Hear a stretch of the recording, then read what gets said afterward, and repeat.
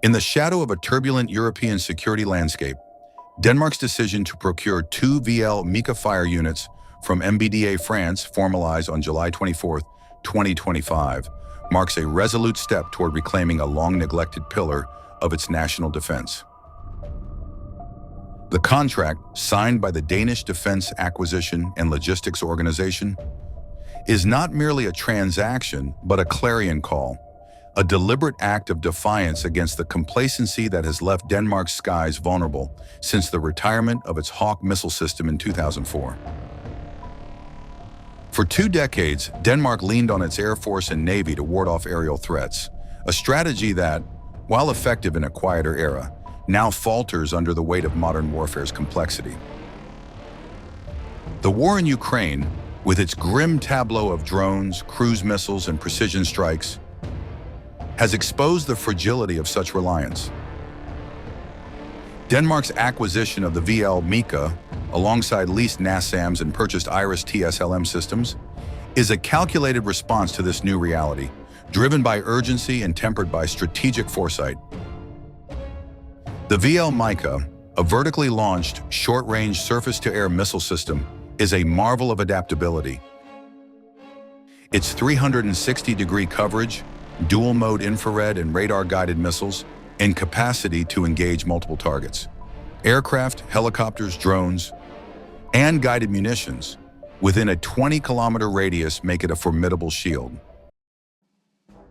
Each fire unit, comprising a platoon command post, a tri-dimensional radar, and 3 to 6 vehicle-mounted launchers, can unleash a salvo of 4 missiles in 6 seconds, a capability that speaks to its design for countering saturation attacks. Weighing 112 kilograms and measuring 3.1 meters, each missile is a compact harbinger of precision, requiring minimal maintenance and boasting a 25-year shelf life. Its ITR-free status ensures freedom from U.S. export restrictions, a subtle but significant nod to Denmark's alignment with European defense autonomy. Stationed at Skalstrup and Skridstrup air bases in peacetime, these units are mobile, air-transportable, and primed for rapid redeployment in crisis, a necessity for a nation bracing for threats to both military and civilian infrastructure. This procurement, funded through the Accelerations and backed by a 19 to 25 billion kroner allocation under the 2024-2033 defense settlement, reflects Denmark's broader ambition to rebuild its ground-based air defense. The VL MICA units, expected to be operational by mid-2026, form the vanguard of an interim capability alongside NASAMS and Iris TSLM. This multi-layered approach, integrating short-range systems with a forthcoming long-range solution, either the Franco-Italian SAMP-TNG or the American Patriot PAC-3 MSE, to be decided in 2025, aims to protect everything from critical bridges to urban centers. The inclusion of 16 Rheinmetall Skyranger 30 systems for very short-range defense against drones further underscores Denmark's commitment to a comprehensive shield. Yet this is no mere shopping spree. It is a strategic pivot born of necessity, accelerated by a security environment that brooks no delay. The decision to acquire 3 European systems, VL MICA, Iris TSLM, and NASAMS, over alternatives from Germany, Norway, France, Italy, Turkey, and Israel, reveals a nuanced calculus.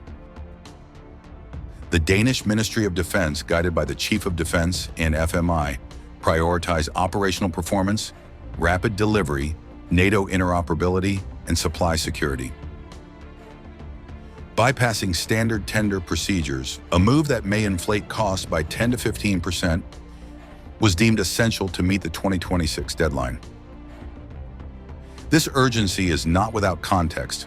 The Baltic region simmers with tension, and Denmark's defense policy now grapples with the specter of diminished U.S. commitment to European security, a concern amplified by recent Arctic policy frictions. By investing in European systems, Denmark not only bolsters its own defenses, but also strengthens the continent's industrial base. aligning with the European Sky Shield Initiative and NATO's NATO framework. The VL MICA's seamless integration into these networks, facilitated by its Tactical Operations Center, ensures Denmark's contribution to collective defense is both robust and flexible. Yet this acquisition is not without its challenges. The rapid procurement process, while necessary, strains resources and risks inefficiencies. Training 30 soldiers per fire unit and synchronizing recruitment with deliveries by 2027 demands meticulous planning. The 25% industrial offset obligation, while fostering economic returns, adds complexity to an already ambitious timeline. Moreover, the decision to test VL MICA, NASAMS, and IRIS-T SLM in 2026 before selecting a permanent solution introduces an element of uncertainty. Will Denmark's interim investments align with its long-term vision, or will they become costly stepping stones? The choice between the SAMP-TNG and Patriot PAC-3 MSE looms large, with geopolitical implications that could either deepen European ties or reaffirm transatlantic bonds. Denmark's defense renaissance, fueled by a 50 billion kroner Accelerations and a 120 billion kroner modernization budget through 2033, is a testament to its resolve. The VL MICA deal, though modest in scale with only 2 fire units, is a microcosm of this broader awakening. It signals a nation shedding the complacency of a post-Cold War slumber, recognizing that sovereignty demands not just vigilance, but capability. The ghosts of 2004, when Denmark retired its last ground-based defenses, no longer haunt its strategic calculus. Instead, the VL MICA, with its sleek missiles and mobile launchers, stands as a sentinel of a new era, one where Denmark, once reliant on others, now prepares to stand firm. As the systems roll into service by 2026, they will mark not just the return of ground-based air defense, but the rebirth of a nation's resolve to protect its skies in an age of uncertainty.